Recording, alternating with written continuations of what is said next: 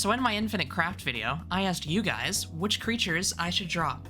So let me just take a look at what you said. Okay, Sharktopus Claus, Sphinxthulhu, those are good ones. And Gambling Dragon, That wasn't even on the list. Fine, okay, fine, you win. Despite not even being on the list, it somehow got the most votes. But I'm gonna save it for last, out of spite. So this first one is the Sharktopus Claus. I think this was the one I was most excited to execute, just looking at the list right away. Of course, the Sharktopus part was obvious for me immediately, just like shark head, octopus tendrils, kind of just meet at the middle. Then I decided to take more of like a unique turn and give it like festive clothing and even like a North Pole staff, so to speak. I thought that could be pretty cool. I even gave him a little beard. I think it's cute. And after doing the initial sketch, I actually decided to also incorporate this element of like icicles like shooting out of his back, as if like the staff was like corrupting him from its use. And you can kind of see like its energy like cracking through like his entire body.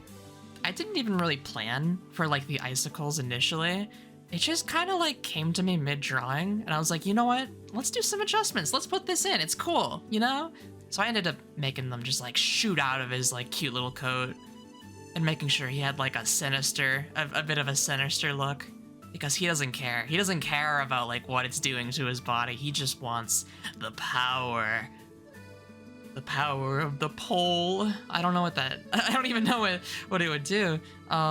Maybe it'd be kind of like an Ice King situation, right? To where while he has the ability to use like ice snow powers, it changes his body to reflect his powers in a negative way. And maybe this is initially when he first gets the power of like this pole staff. So he's like not all the way there yet, but he's like starting to come into it. You know, maybe it could be cool to do a follow-up where he becomes like even more like all the way gone. That could be a cool concept. But yeah, here he is. I think the finished product is pretty cool. Now for the Sphinxthulhu, I think this was probably the one I was least excited for initially, until like I started to mess with it a bit more. And then it very quickly became like my favorite drawing out of these three, like by a long shot. It is so, just the composition is so unique and different than what I've like made ever, really. It's a cool artistic direction that I've never taken before. So of course initially you have this sort of base that the rest of like the body sits on, like a sphinx. And then for like the bottom and up, the only thing I had planned for starters was just like some tentacles. But as I messed with the composition a little more, I was like, what if these tentacles just like keep on going up and you just can't even see the top? Because at first I was gonna have the face a little obscured to kind of play into the cosmic horror part of it, which, by the way, I am a massive fan of cosmic horror. It's probably like my all-time favorite genre. So that's a little fun fact about me. Enjoy. As I was drawing it, I was like, oh, let's make the canvas taller and taller and taller.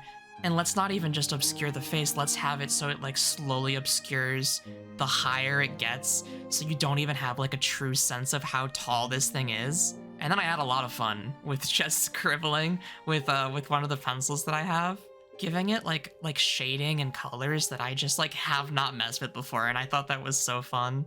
And it really just brings the whole thing together, I feel. And then of course, as I was planning from the start, I have these like two little white eyes, which is the only thing you can see from it. And I think what's cool, which wasn't actually originally intended when I put them there, was they're almost positioned in a way to where not only can you not tell how tall it is, it almost feels like this being is like leaning over and just like looking directly at you. The perspective is so cool. I love this drawing so much. I think out of the three, this is my all-time favorite, like without a doubt.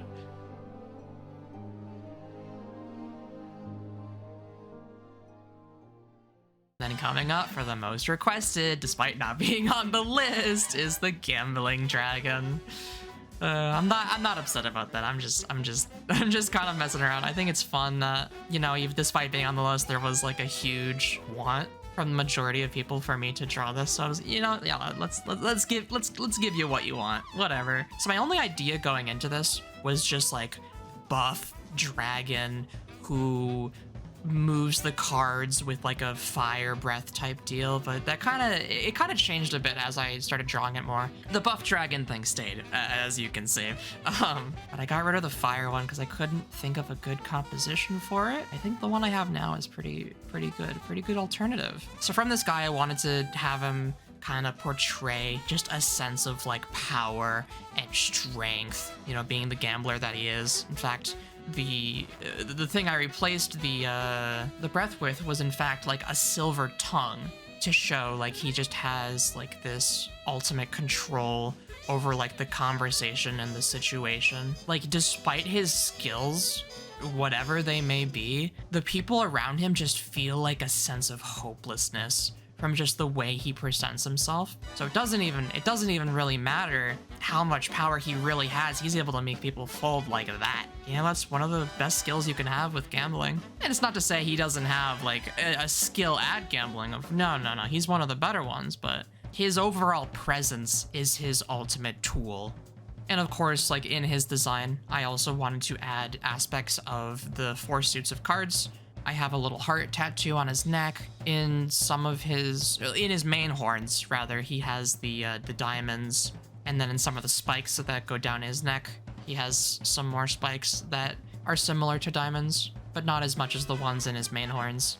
And I think the one I'm most proud of in incorporating the suit designs would definitely be the spade around his eye, which is also on his other eye, but that's not shown in the drawing. I don't know, it just looks cool. It's a cool little addition. And of course I have clubs just as the primary design that repeats over his jacket. You know, there was also a thought that I could incorporate some of the card designs into his wings, but I was like, that's too similar to Husk from Hazbin Hotel, so I'm like, let's try to put them somewhere else. There was also a thought to maybe put it in his tie as well, but I just moved it to the suit instead. But yeah, overall, I feel like I could have probably made him feel more gambly. I don't know, it's really hard because I was trying to avoid like feeling like Husk, so I feel like I maybe limited myself in that regard. So I feel like if I did this again, if I did like a new design from scratch, I'd probably try to incorporate the card suites into his design more. Maybe what I could do is I could have more of the diamonds, not just in his horns, but maybe like embedded into his skin. Maybe play with his scales somewhat. I don't know. But you know what? Overall, like, I like this. I think it came out good. You know, as artists, we always find things and we're always like, oh, I could have done this different. I want to redo. And then, you know, sometimes you just have to be like, it is what it is. Finish the drawing. Because we're always going to find those little imperfections. And the drawing will never be perfect. It'll never be done. Sometimes you just have to let it go and be like, this is it. And that's okay. That's okay. So yeah, those are the 3 drawings that I have done as per request from the Infinite Craft video. But there are still more creatures in that video that I could make drawings of, just saying. Because I didn't even do, from the list, the Rainbow Cthulhu Turtle or the Cactus Flytrap. I could do another video. You know, if people want it, let me know down below if you want a part 2, because there are still creatures I could draw. And I'm sure if you went back to the video and you looked at all the creatures that were shown, you could pull out another one that wasn't even on the list. So yeah, by all means, go back to that video, leave more suggestions for what I could draw next, because I am very open to doing a part 2 to this. Just let me know. It's whatever you guys want. But yeah, that about does it. So, video end. Kaboom!